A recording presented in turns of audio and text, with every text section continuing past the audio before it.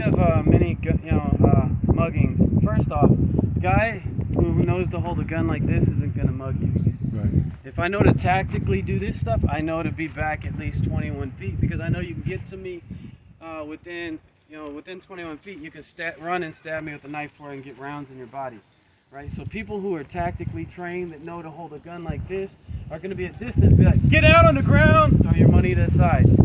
Tactically trained people are going to rob banks more than going to rob an individual chump change. The 2 times I've been mugged in my life, it was a thug doing this kind of thing. Gun this way, that way. But when they go to mug you, they think the gun is a tool to intimidate you. So they're going to put the gun in your face, they're going to put the gun in your stomach, they're going to talk to you and be like, give me your money. You know, get in your face kind of shit like that. So understanding that that's a majority of muggings is going to be a person who thinks the gun is a tool to control you. If he was going to shoot you, then boom, he would have shot you and took what you want. If he's talking to you, he's trying to intimidate you, right? So our number 1 defense is verbal jiu-jitsu, right? So when I put my gun on you, what do? Put your hands up. Your hand should be in the general vicinity where the gun is, if you're noticing what he does. All right, give me your money. Whoa, whoa, whoa. I'll give it to you. It's in my pocket. All right, yeah. Reach for it. Boom. So right now we're using a sim gun. If you hold it in his body, you can see there's a red dot, right? So he's gonna react like I'm gonna react like a person, right? If I see motion, I'm gonna pull the trigger, right? All right, but what he's doing is we do this drill. Go ahead and mug me. Basically, is this, verbal jiu-jitsu is your main thing, right? Give me your money.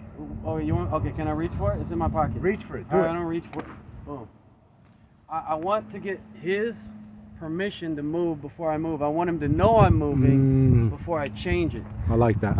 So it's important to keep your mugging me. What do you want? Your money. It's in my pocket. Get it out of your pocket. Can I reach right for it? Now. Do it. Don't move before he says move. Because can I go for it? And you do that, he's pulling the trigger. Right. Right. What do you want? Your money. It's in my pocket. Do it slowly. Hurry up. You see motion, pull the trigger. So I like to do it with this so that we can test whether you actually effectively, avoid getting shot. I like that a lot. Now there's been studies done. Keep the gun.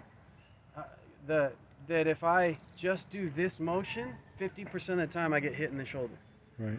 So what's important is when I go to do this, that I turn my body.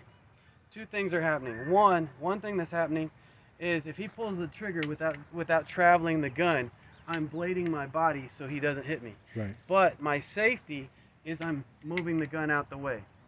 Now when I grab the gun, I want to grab the barrel so that the slide doesn't go, and then the shell isn't ejected. So while I'm holding it, he's got 1 shot.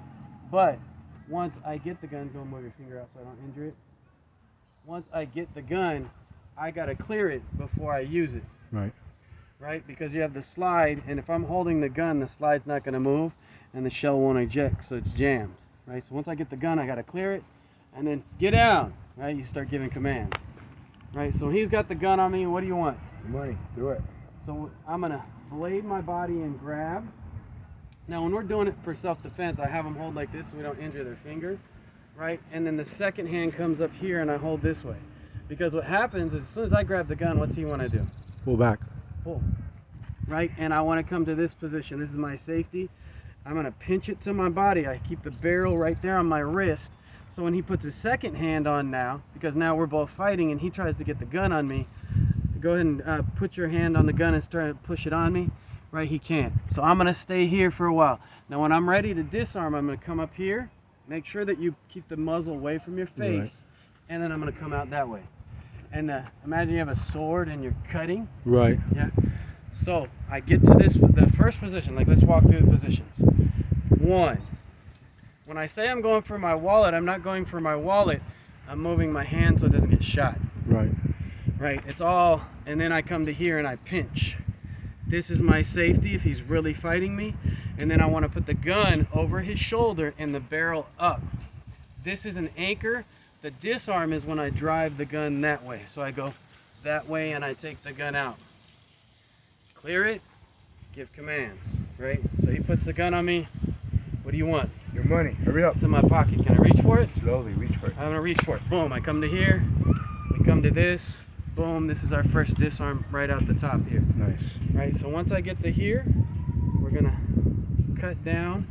This stays as an anchor. I'm gonna pull and I'm gonna rank that way. Beautiful. And then we come to that. We'll go and go with the rubber guns for this, and we'll work this for a little bit. Then we'll go to the next. There's 3 positions to this, and then we'll go to the next one. Okay.